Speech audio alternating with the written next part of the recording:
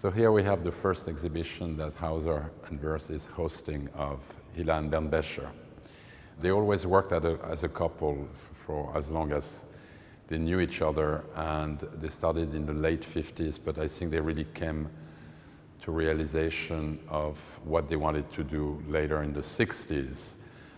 They are the natural heir to August Sander's practice, in that they are trying to define a language through types and typologies, but other than where Sander was photographing people from various social class, they decide to try to understand the world through industrial sites, urban sites sometimes, in photographing factories mostly, but in a very specific manner. You usually don't see any human figures. You usually don't see any clouds. You usually don't see any landscape. They isolate the elements. So we come very quickly, and they become very quickly viewed by some people as sculpture rather than photographers. In fact, in 1990, they got the prize for sculpture with the German pavilion in Venice. So this show here is a sample, I would say, of various series. We did not focus on one type of building, but it's an introduction to the gallery. Max Becher and I have chosen images that reflect upon different subjects they've photographed.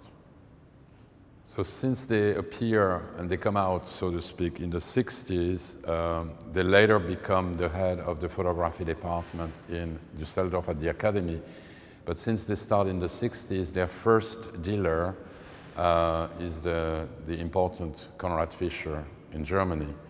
And along their work, they are confronted with the work of Carl André, of Richard Serra, of Ulrich Rückriem, possibly Donald Judd, I do not remember, but a lot of that generation which are viewed as conceptual artists or minimalist.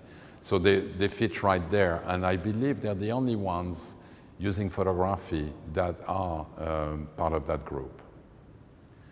So this work, we developed the idea of this exhibition for this incredible industrial space at Hauser Wirth. I think this show really highlights the gallery like it never has before. We didn't do any construction, it's very straightforward, so it's a good response to the picture of Hilla and Bernd Becher we showed.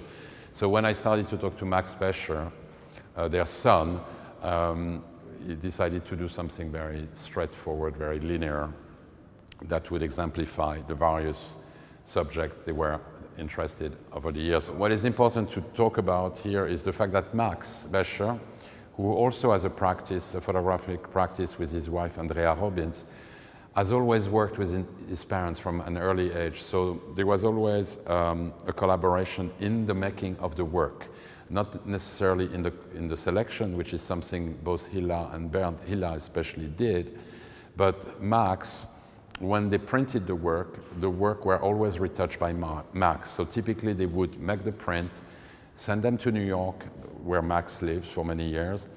He would retouch the print and then send them back. So there was always this very interesting collaborative relationship between the parents and the son. And also, it reminds me, and I'm talking again about August Sander here, it reminds me of this tradition of the studio, where a whole group of the family or a group of assistants work together on making pictures, on taking pictures, on printing the pictures.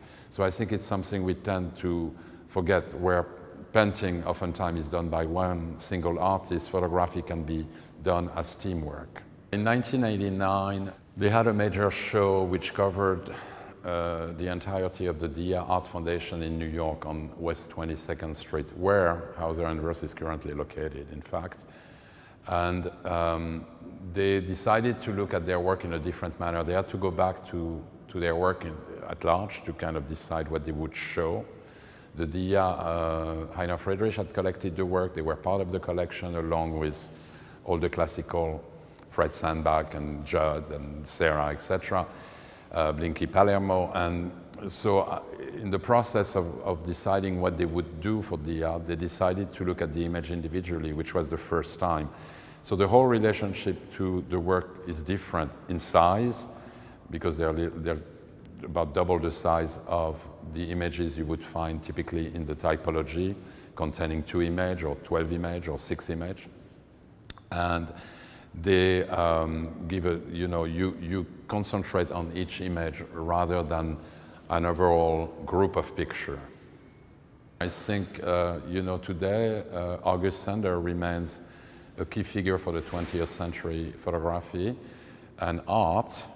With them, they are the natural heir to Sander.